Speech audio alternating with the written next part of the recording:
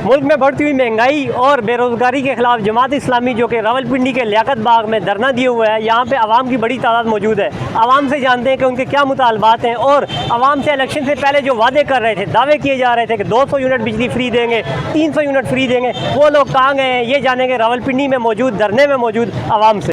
वो नानी ने जो वादे किए थे वो तो उन्होंने अपने बच्चों के खाते में डाल दिए। वो पाकिस्तान में नहीं, वो उनको सऊदीया में मिलेंगे, कराची में नहीं मिलेंगे। वज़ीर आला साहब के वो आजकल घूम रहे बिलावल साहब, 300 यूनिट का उन्होंने सिंध में भी वादा किया था, तो आजकल वो अपनी बहनों को दिया हुआ है उन्होंने बाहर दुबई में ले जाके। पाकिस्तानियों के लिए कुछ नहीं है, आपके लिए हमारे लिए ये गर्मी है, रोडों पे धक्के खाना है, अय्याशियाँ इनके लिए हैं। हमारे लिए सिर्फ जो है ना जलालत है। और 70 साल से इन कुरानों ने जो है ना हमें इसी कंडीशन में रखना है, अमेरिका के हुक्म पर। ये टोटल लोग जितने भी इस टाइम मौजूद हैं ना यहाँ, ये या तो इस्टेब्लिशमेंट की मर्ज़ी से बैठे हुए हैं फार्म 47 की बुनियाद पे, या फिर अमेरिका की मर्ज़ी से। मैं तो यही बात करना चाहता हूँ कि 50 साल से अबव मेरी एज हो गई है और 50 साल से मैं यही सुनता आया हूँ। मेरे बाल भी सफ़ेद हो गए हैं, सर के भी और दाढ़ी के भी।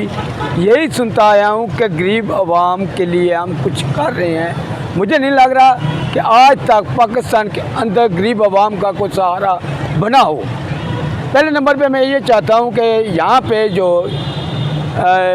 यंग ब्लड लोग हैं, मैं उन पे बात करूँगा क्योंकि ज़्यादा इशू बने हुए हैं यंग ब्लड पे।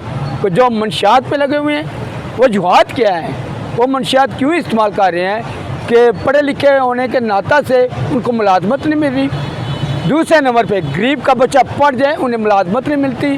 गरीब का बच्चा पहले नंबर पे स्कूल ही नहीं जाता, इसलिए कि बिजली के बिल, ये जो दावे करते हैं, अब जाओ जाके आप ये कह दें कि ये हमारा बिल है, बैंक वाले आपको कहेंगे जी आप अपने घर चले जाओ। वो अच्छा कहते हैं कि आप अपने घर चले जाओ, जाके खुदकशी कर लो। ये चोर घर को ले गए, भगा गए। ये जो हमारे KPK के लोग हैं, ये जो डेरा इस्माइल खान से, टांग से, इधर से जो फासले आए हुए हैं, इन्होंने सारी बर्बादी की है। इन्होंने सब आवाम के साथ धोखा किया हुआ है। ये धोखे पे इन्होंने लोगों ने ये कर रखा हुआ है। ये इन्होंने जो कुछ भी किया पंजाब के लिए बोलते हैं, पंजाब बेचारे गुरबत के हालात की वजह से ख़राब हैं।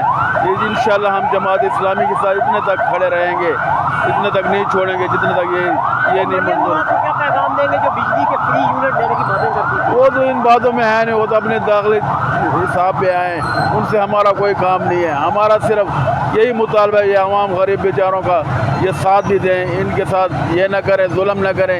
ये तरीका नहीं है जो जैसे ये कर रहे हैं। ये सब भागे हैं, किधर भाग गए? घरों में।